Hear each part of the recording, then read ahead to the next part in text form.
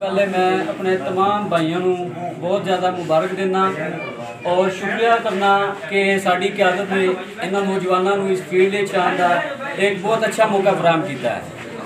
शायद एक कौम जिन्होंने कौम यूथ नाल मुखातब किया जाता ना इस फील्ड का हिस्सा होंगी, क्योंकि इस कौम के बहुत ज़्यादा लोग पढ़े लिखे ने और एक्टिव ने, खुद हम मतलब अपनी हर चीज़ आप करना जानते हैं।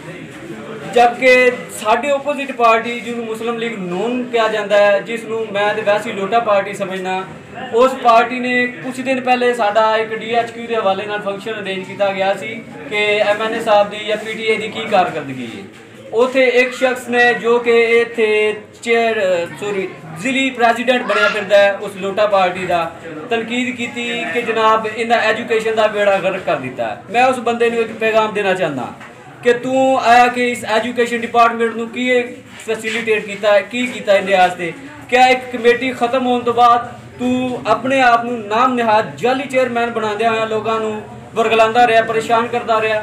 मेरे को रिकॉर्ड ऐसे स्कूल ने जिन्होंने उस कमेटी के खत्म होने तो बाद टीचरों स्टाफ को उत्थे जाके वरगलाया, इत्थे तक कि उन्होंने जनाब इन्होंने रजिस्टर्ड हथां पकड़ के अटेंडेंस अपनी मर्जी की लगवाई और उन्होंने जोदोकोब किया और एक केस अदालत चलिया।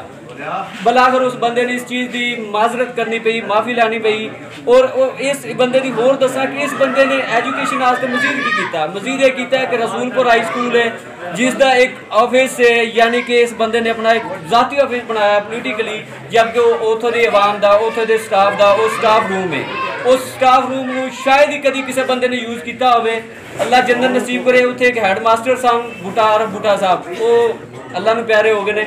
उन्हें कदी मैनू ना करते होंगे सन कि अज़म बेटा साढ़े नाल मसले मसाले इस तरह के ने कि असीं इत्थे खोल के अपनी एक्टिविटीज़ नहीं कर सकते।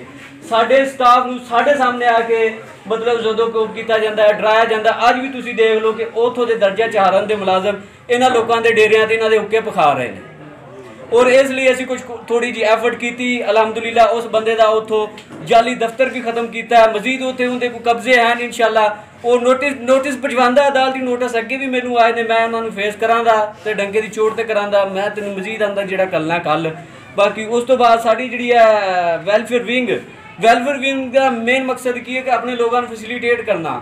कुछ लोग जी चीज़ों तो नहीं फायदा उठा सकते। मसलन साढ़ा कुछ दिन पहले एक प्रोग्राम अरेंज होया है आई कैंप के नाम से। आई कैंप के भाई तो कम अज़ कम 30 तो 35 लोग जिन्होंने ऑपरेशन हुए हैं और वो इस तरह के लोग सन जो कुछ चल के नहीं जा सकते।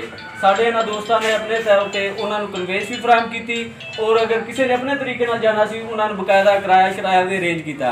ये साढ़े नौजवानों की पावर है। असीं इंशाअल्लाह इस वेलफेयर विंग के दायरे के रखते हुए और असी अपनी पार्टी में वेखते अपने अजीम लीडर इमरान खान के विजन को फॉलो करते आए हर मुमकिन अपने आखिरी सांस तक इंसानियत की भलाई वास्ते कोशिश करते रहांगे और असी अपने विजन के लीडर के विजन के मुताबिक असी इस तंजीम लैके चलांगे। शुक्रिया।